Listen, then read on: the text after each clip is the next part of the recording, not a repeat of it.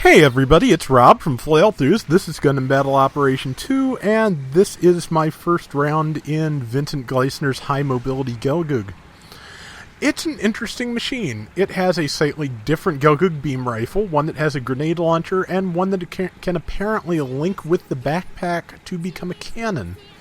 So it's basically kind of a fast, very evasive mini Gelgoog cannon. When you get down to it, it's like a cross between the standard high mobility and the cannon in a way. Sorry if I'm a little just like off, but it's late. I'm kind of beat, and it's very hot in this room, so I'm trying to do as few retakes as possible. But yeah, it's got a pretty good beam rifle. I want to say that none of its beam options are as good as the Gelgoog as the other Gelgoogs, but taken together, they're pretty formidable. As you can see, that grenade launcher has pretty good range. I'm not really landing many shots with it this time for some reason. I'm also trying to boost back out of the way so I can get out of their line of fire and getting caught on the tank. So it does have I believe level 2 forced injectors, so it has some good options. I think I must have hit his shield because I'm pretty sure that shot hit. I'm not sure, maybe it didn't. I am switched to the cannon backpack now, which I think I was too far away. It's not the longest range weapon in the world, but it's decent. And then there's two people behind me, one of which I think is a pixie, and the other is a camphor. On their own, neither of those would really be too much of a problem. As you can see, an uncharged shot did really well in that pixie. Cannon backpack did great too. But I'm low on health, there's two of them, and yeah, the pixie read me just fine, so I'm about to die. Yeah, so I have spent a lot of time getting isolated from my team lately. Most of the time it's my fault. Sometimes just I get into fighting one person and I look up and suddenly my team is evaporated and it's 2 or 3 people. There was an ace match earlier. Oh man.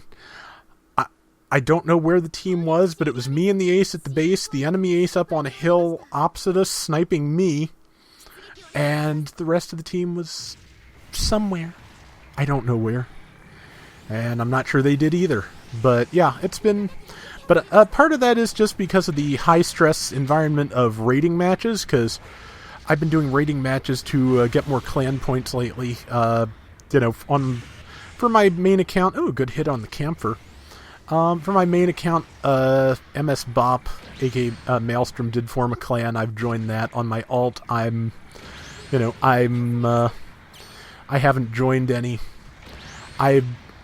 My philosophy is that I'm not going to form a clan because I know a lot of you guys have asked if I would, but they can only hold 30 people, and I'm pretty sure it would take more than there's more than 30 of you who would want to join, which is really flattering, and I appreciate it. Ooh, good shot there. And I, rather than single anybody out, I'd rather just single everybody out, if that makes any sense. I think I've said it exactly that way in a tag at the end of one of my videos. And yes, if you haven't been listening all the way to the end lately, I've been adding just comments to the end of the videos for the heck of it. Just because, why not? But yeah, I'm taking some beatings here. I haven't quite figured out the best way to use this. I think there's no like combo that makes like super good use of all the weapons.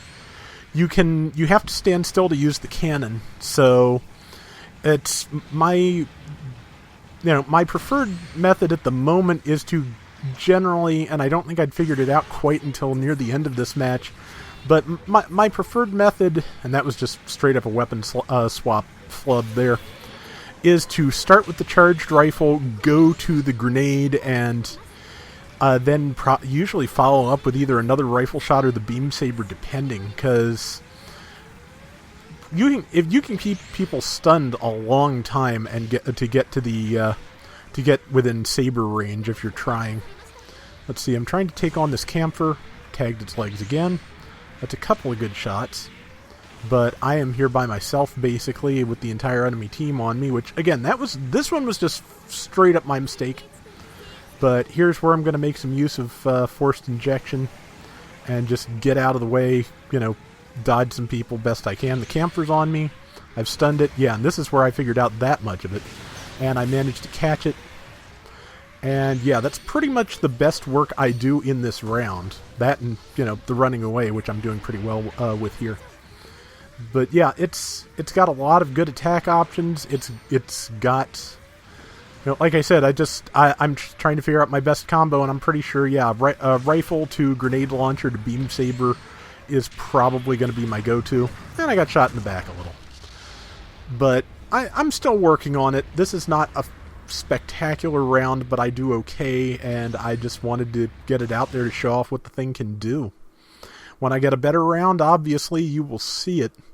Yeah, I'm going to drop back here and help number 2, because number 2 has got a couple people on them, whereas 1, 4, and 5 seem to be doing okay up there on their own. So, yeah.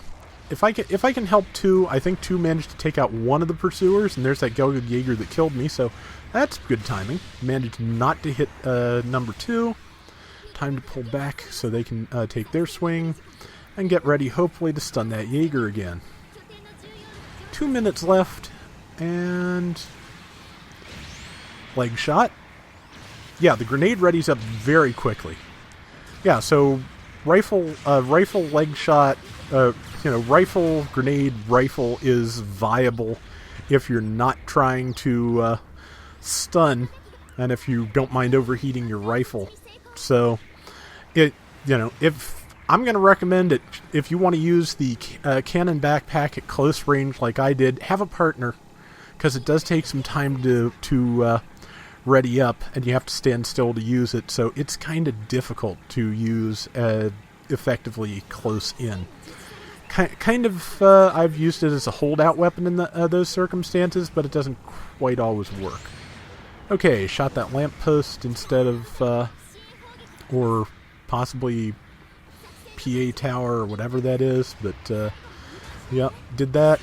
Let's see, cannoned that thing just as the pilot got back in, so no damage. We've got a 200-point lead, so I'm not really looking to engage closely. I'm just looking to see who can be picked off, who can be held still. Because, yeah, there is an airstrike coming in, and if I can hold people in it, that's good. Let's see, did not manage to hit the Gelgoog Jaeger, which somebody brightened up the colors on that very nicely. I approve. There's a Pixie over on the right, which I should be paying more attention to, and when it finally shows up on the radar, I do. We've got a little bit more of a lead now, so it's not a bad thing. Somebody came to help the Pixie. It's a G4, I believe, but I can at least knock the G4 down. Pixie came in to try and get at number 2. G4 is down. We have got this. We have got a lock on this, and it would be great and nice and dramatic if I was able to take the Pixie down with the cannon right before time ran out. Did not have the time. It's a shame, but yeah, this is just me learning as I go. I have very rarely used practice mode to learn a mobile suit. I just go, and go in face first and see what I can learn. Which is what I did here, and, top assist. That's not bad for a first try. And yeah, I like this thing. I want to use it some more. And yeah, that is going to do it for today's Gundam Battle Operation 2. We'll be back soon with more, so till next time, everybody take care and have fun. Later! I think the reason I'm having a hard time figuring out how to best cycle the weapons is because they all kind of do similar things. They all stun. The Gelgoog S, its rifle is one thing, its machine gun is another. The high mobility has the rifle, the machine gun, and the grenade. I can figure out good context for all of those. It's trying to juggle 3 stun weapons at once in the best possible way that is kind of giving me a little trouble. I'll get there.